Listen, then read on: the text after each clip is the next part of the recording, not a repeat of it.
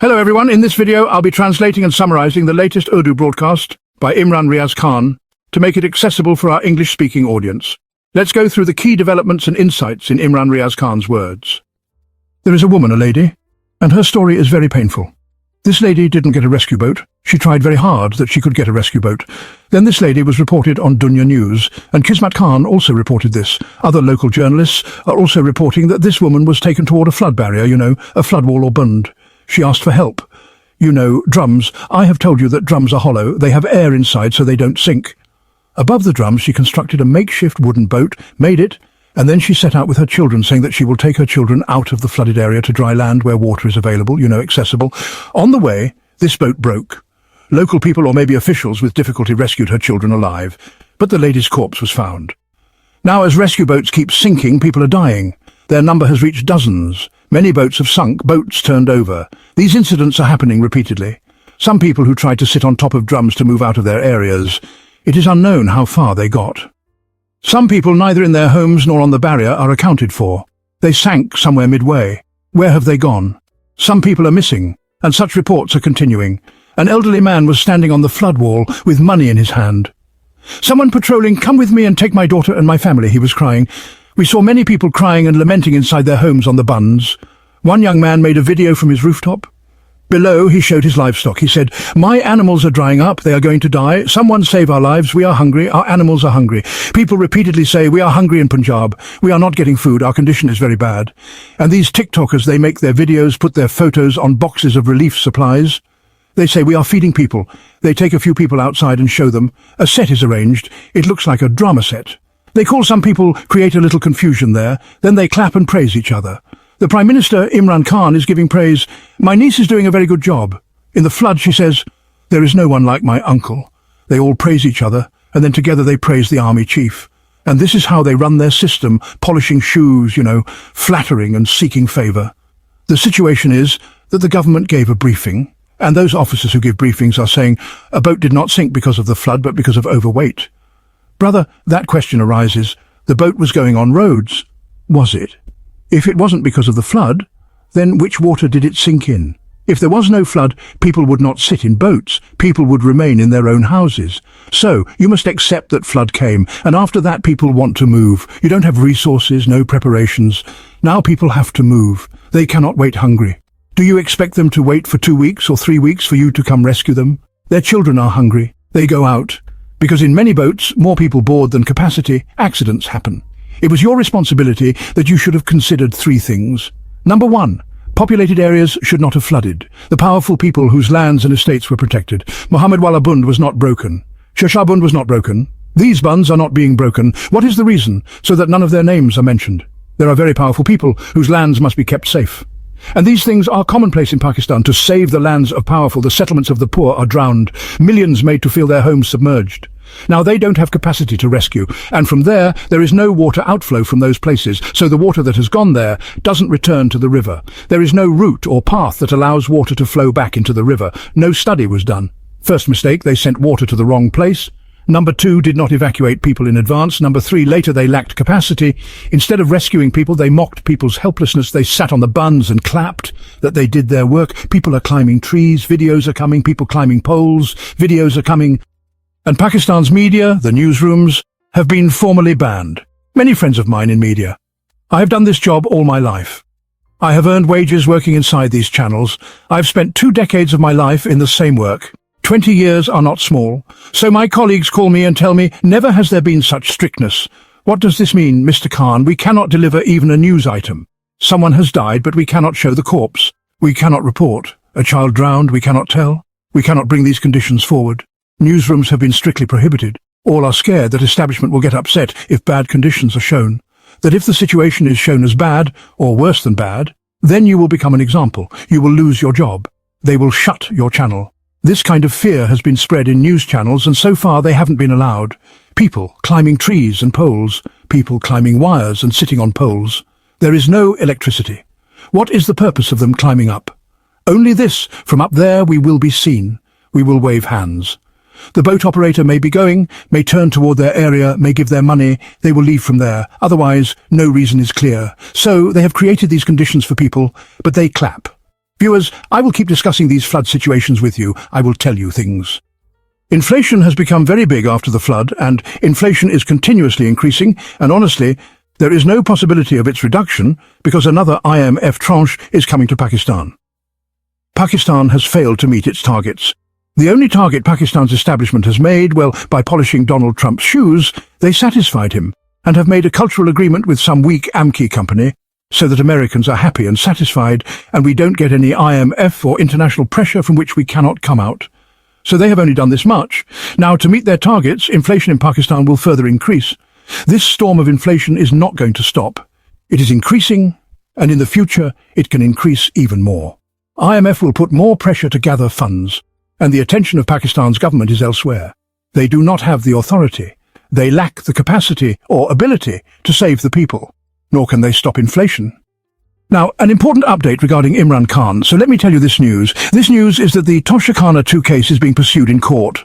Now, Pakistan Tehreek-e-Insaf wants that first. In Al-Qadir, meaning an earlier court case or a case involving Al-Qadir University, Imran Khan be granted bail so that he comes out. Then they proceed with Toshakhana 2 case. But the establishment's wish is that Imran Khan remains in jail. First, that he be pronounced guilty in Toshakhana 2, so he remains inside. Then, later, he may be granted bail in Al-Qadir. This is their modus operandi. For 8 months now, Imran Khan and his wife have had a bail application pending in the Toshakhana 2 case, which has not been heard. You see this?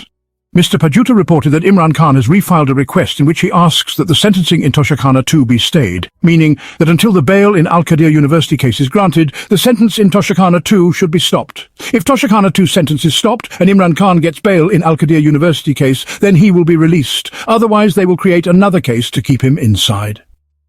Imran Khan and Bushra Bibi's applications for release in Toshakhana 2 case in Islamabad High Court. For 8 months, no bail has been granted. For Nawaz Sharif, in contrast, the system reaches the airport, the court gives decision. Nawaz Sharif applies thumbprint and so on. But for Imran Khan, 8 months, no bail in Toshakhana 2 case. These are the conditions. And this judge, who is hearing the case, is the same judge who was appointed after the 26th constitutional amendment. Justice Inam Amin bin Haz has given 2 stays on the 23rd and 28th of January. Since then, the matter has stayed dormant. Then, on the 25th of April, 1 request of ours was accepted. But the matter has still not been heard. This is the position of Pakistan Tehreek-e-Insaf. But Imran Khan and Bushra Bibi now have another way, by any means arrange for Imran Khan's release. In Toshakhana 2, look, the lawyers will try hard, will press in courts. But the establishment, having decided that Imran Khan should not be released, will find another means to keep him in jail. That is, by May 9th, some other thing will be done. Arrest from somewhere, some secret case will be raised somewhere. Yes, some case will be created to fix Imran Khan. Because Pakistan's military establishment, especially Field Marshal Asim Munir, wants Imran Khan to be kept in jail until his extension or tenure ends, because Imran Khan will not compromise. Out when outside, he will continue his opposition, and Asim Munir wants to continue in his job. Anyway, whenever any army chief comes, he never wants to retire. He wants to stay in that seat and remain there until his last breath. Even Musharraf used to say that the uniform is my skin, but eventually he had to take it off. One day, the uniform always comes off. Musharraf's did, and others did too. So uniforms don't stay forever. Imam Mazari gave a statement regarding this matter. But before that, look at what the Honourable Judge had to say. There's condemnation coming from all sides. First, the Lahore High Court Bar has demanded that Justice Doga be removed from his position.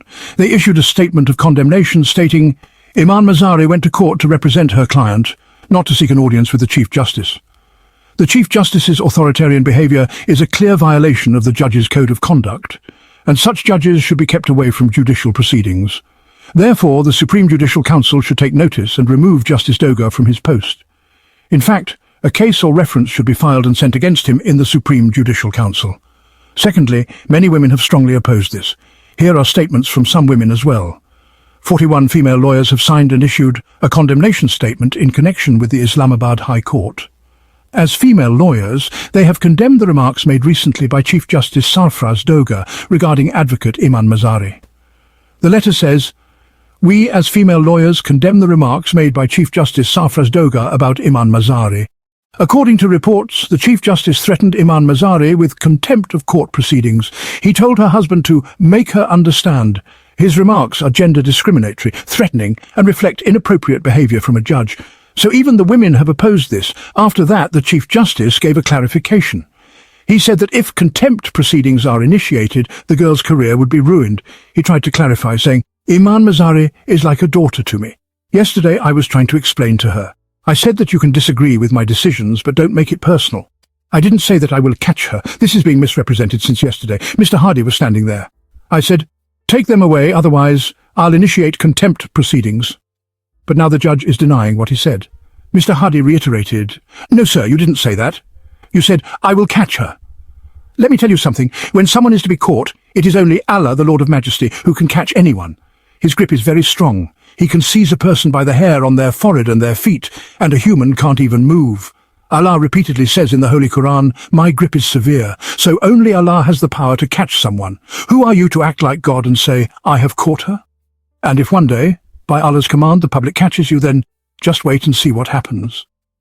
You have many examples from other countries where judges who danced to the tunes of establishments and authoritarian governments were dealt with accordingly, so everyone should set their direction straight. Iman Mazari also gave a statement on this. She said, first of all, the Chief Justice behaved rudely. I was harassed at my workplace. I said yesterday too. She should file a harassment case. I was threatened in open court. They feel no shame for what they've done. Even today they're making sexist remarks. I'm neither his daughter nor a little girl. I'm a professional lawyer. After behaving disgracefully, now they say the matter is being misreported, but even today their behavior hasn't changed. So Iman Mazari and her husband have clearly stated that the Chief Justice is running from his earlier statement and is lying. The truth is what he said in court yesterday and what the media reported. Viewers, there is another thing regarding missing persons. Mohsin Akhtar Niazi Sahab has given a statement. I want to present that statement to you because it's very important. Justice Mohsin Akhtar Kayani asked a question to a federal government representative during a missing persons case. The representative had said that the government is giving 5 million rupees to the families of missing persons. Justice Kayani asked, how will you give 5 million rupees to so many families? Will you take aid from the IMF to pay them? Another strange thing is, the people whom the state itself labelled as terrorists, the same people they abducted, are now having their families compensated with millions. If they were terrorists, why give their families 5 million? This means the state is indirectly admitting that the people it abducted were innocent. They were only against the military establishment's interests, or they were raising their voices for their rights, which the establishment didn't like. And that became the reason they were forcibly disappeared. Just like what happened to us and many others. Many have still not returned. If the government now gives them 5 million, this is a confession of guilt. Yes, we committed atrocities. Now we're ready to pay for them. Justice Kayani raised the point. You used to call them terrorists. How are you now giving them compensation? Another statement from the government, viewers, you'll hold your head after hearing this, makes you wonder whether these people even have functioning brains. The government said in a briefing, by closing 10,000 schools, we will save billions of rupees annually. Then shut down the hospitals too. Shut down the Water and Sanitation Authority. Shut down all departments. You're saying schools should be closed to save money? So go ahead, save all your money, but what is a welfare state? A welfare state doesn't save money, it spends on human development and well-being. But these are businessmen. They use money-saving formulas. Why don't you reduce the budget of the President's house and save money there? You spent so much on the Prime Minister's swimming pool, could have saved that money. When travelling abroad, stay in ordinary hotels or embassies and travel with the public in regular airlines. You'll save money. I can give you 1001 ways to save money. Give bureaucrats cheaper cars instead of expensive ones. You'll save money. Reduce your VIP protocols. You'll save money. You're a nuclear power. Cut your defence budget. You'll save money. But they only want to save money by closing schools. Why? Because education is the biggest obstacle in their path. The moment someone becomes educated, they start asking questions.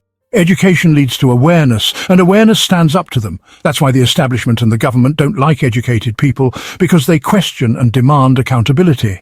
But questions will be asked. Viewers, Pakistan Tehreek-e-Insaf has introduced a resolution. Let me present it to you. It's very interesting and aligns with Imran Khan's vision. This resolution is from PTI Khyber Pakhtunkhwa. From this, two things are clear. One is that Ali Amin Gandapur is on one side and PTI Khyber Pakhtunkhwa is on another. They are going in different directions. Gandapur Sahab says there is no military operation going on. PTI passes a resolution demanding an end to operations. Gandapur talks about the Kalabagh Dam. PTI says this isn't the time to talk about that. Gandapur wants to discuss the dam. PTI says no, it's not the right time. Their stances on minerals also differ. Gandapur's position is different from that of PTI Khyber Pakhtunkhwa. So PTI Khyber Pakhtunkhwa issued this statement. and it shows a stark contrast between Gandapur's policies and PTIKP's position. But if you ask me, which of the two is closer to Imran Khan's ideology and vision, it seems like Gandapur is moving farther away from Imran Khan's direction. Imran Khan talks about filing furs over drone attacks. Nothing happens. Imran Khan talks about stopping military operations. Nothing happens. He asks Gandapur to come meet him. He doesn't. He asks to go talk to Afghanistan. He says he doesn't even have a passport. He tells him to come to Adiala jail. Mirza Afridi gets there with forms, but Gandapur can't find his way. He says go to Dichauk. He goes twice, but doesn't actually go to Dichauk. So there's a growing difference between Gandapur's and Imran Khan's thinking, whereas the independent members of PTI in Khyber Pakhtunkhwa seem to align more closely with Imran Khan's ideology. That wraps up our translation of Imran Riaz Khan's video. I hope this English version helped you understand his message better. Please like, share and subscribe to Awami Lens to help our community grow. Don't forget to leave a comment below and let me know what you thought of this effort.